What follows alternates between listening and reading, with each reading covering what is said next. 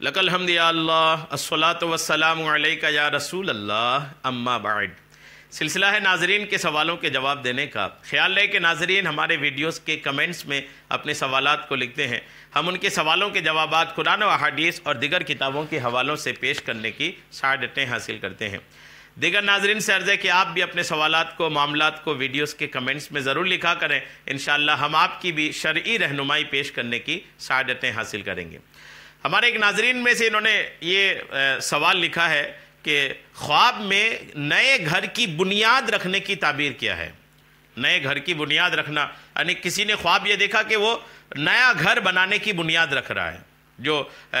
بنیاد ہوتی ہے گڈھے وغیرہ کھود کر کے شروعات کرتے ہیں کام کی، تو نئے گھر کی بنیاد رکھنے کی تعبیر کیا ہے؟ اس تعلق سے میں انشاءاللہ واضح کرتا ہوں، آپ توجہ کے ساتھ سنیے۔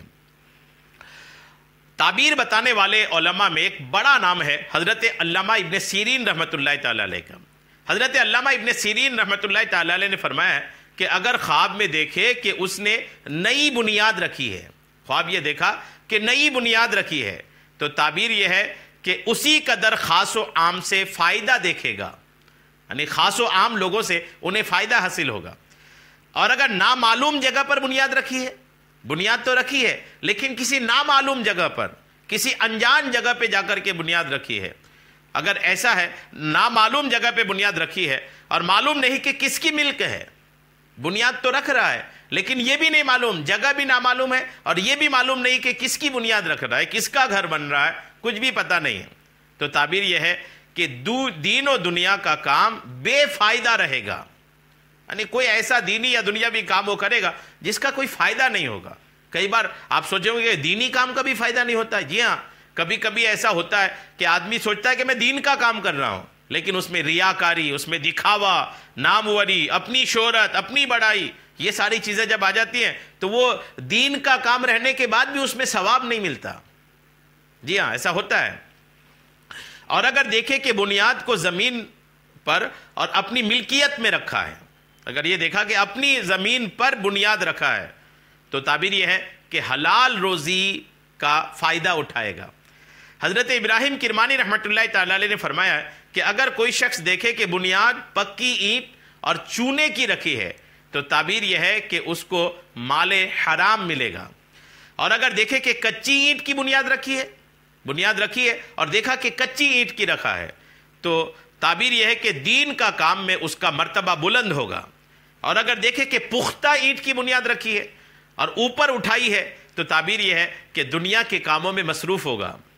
اور اگر صاحب خواب خود بنیاد رکھتا ہے اور مزدوری لیتا ہے تو تعبیر یہ ہے کہ نفع پائے گا،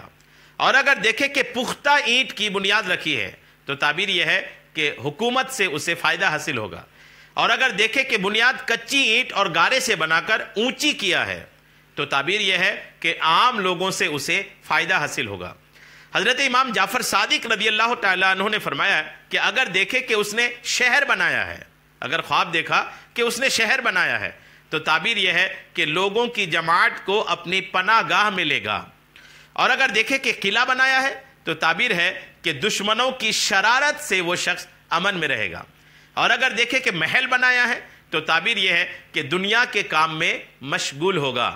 اور اگر دیکھے کہ مکان بنایا ہے اور اس میں بیٹھا بھی ہے بنا کر کے تو تعبیر یہ ہے کہ فائدہ کی چیز دیکھے گا،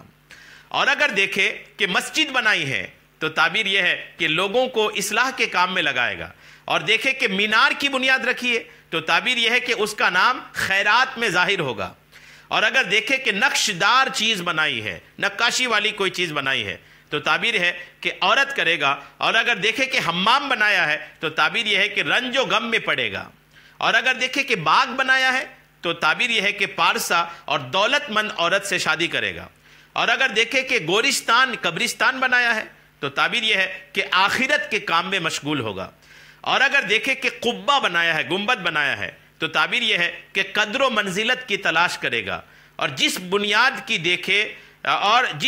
کی دیکھے کہ تیار کر لی ہے تو تعبیر یہ ہے کہ دنیا اور دین کا کام پورا کرے گا، اور اگر اسے ناتمام چھوڑے تو اس کے کام ناتمام رہیں گے، نامکمل رہیں گے۔ اللہ کریم ہم سب کو اچھے خواب اور اچھے خوابوں کی اچھی تعبیر عطا فرمائے، آمین، بجاہ النبی الامین صلی اللہ تعالی علیہ وسلم۔